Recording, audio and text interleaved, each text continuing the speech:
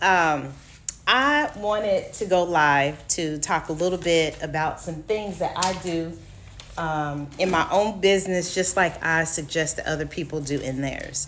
And one of the things that I did this morning was to write an intention for my business. Not that I've done this before, but in a few days, maybe as long as a week, I'm going to be launching a new website. Normally, I would not do this about launching a new website, but in order to get new things, you got to do new things. If you want a different result, you got to do different things. And so that is what I have committed to doing.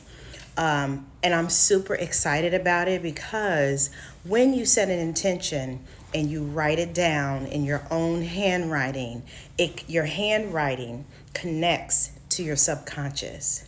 When you get it out of your head and onto a piece of paper that you can see, walk by, reread, all of that helps with the energy of what you are going to experience based off of the intention that you wrote.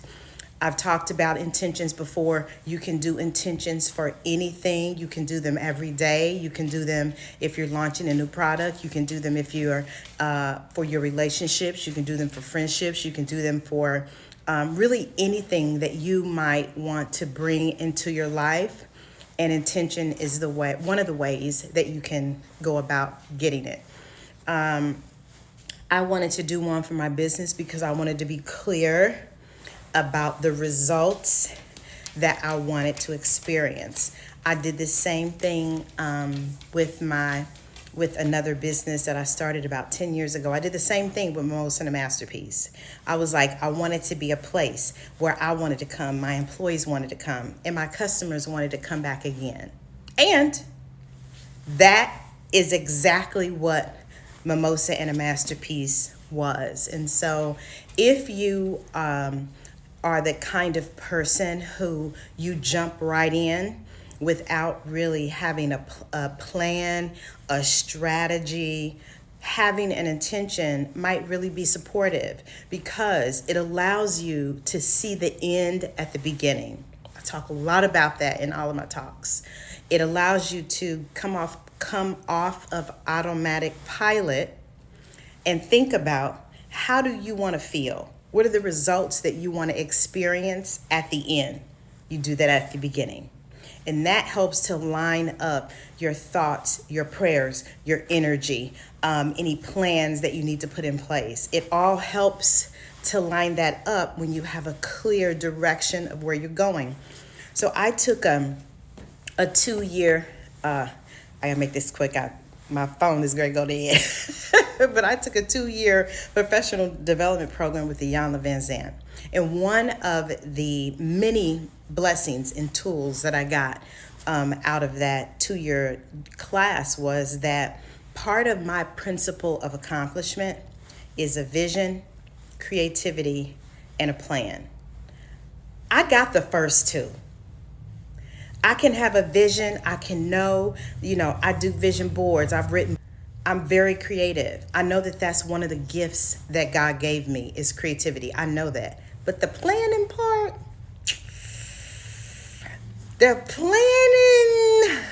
sometimes I'm very resistant to that. I'm very resistant to the thing that may be keeping me from being a total and ultimate success. And so I wanted to say that so that if there's something that you are resistant to doing, maybe be curious about why that is, and maybe think about leaning into that a little bit more than just resisting it or ignoring it. And so I did this morning, and today I was super productive.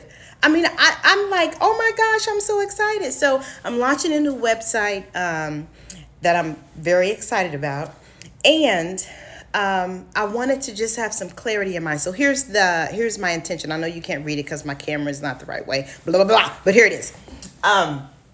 It is my loving and kind intention to prepare for the successful launch of rebranding my website by asking for what I'm worth,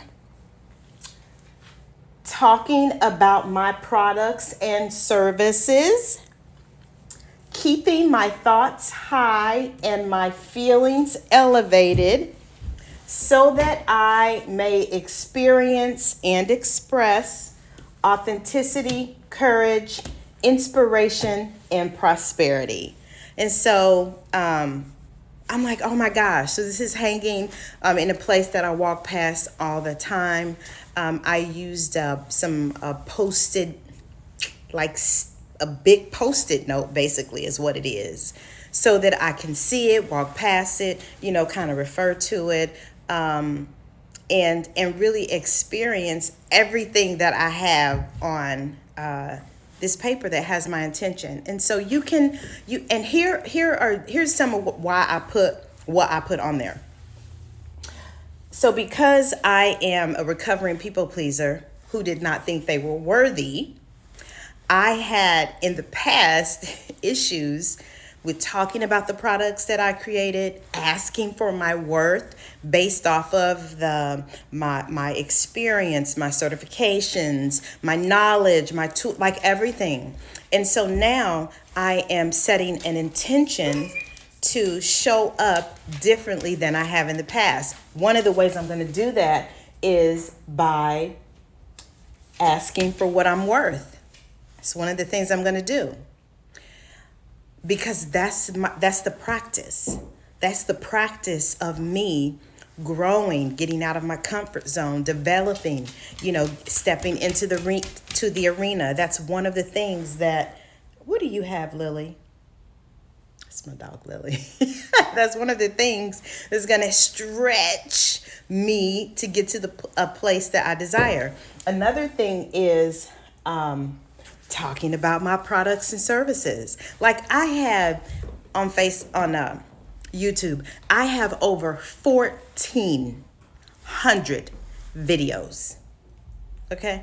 14, like literally 1,400 videos. Maybe one of them is about my products and services. And so it's fine. When you know better, you do better.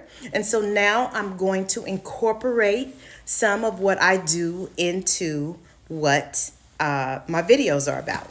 And so one of the other things that I want to bring out is keeping my thoughts high and my feelings elevated, because that is one of the things that allows me to experience everything that I desire to experience. Is keeping my thoughts high and my feelings elevated, or my feelings high, my thoughts elevated. Anywho, you know what I mean. And so those are some of the things, those are my responsibilities that I'm going to do in order to have my intention realized. I hope you found this useful. I'm going to be talking about some of the tools that I use that help me to be a vessel of healing and to be everything that God created me to be. I hope that they help you. Happy Sunday.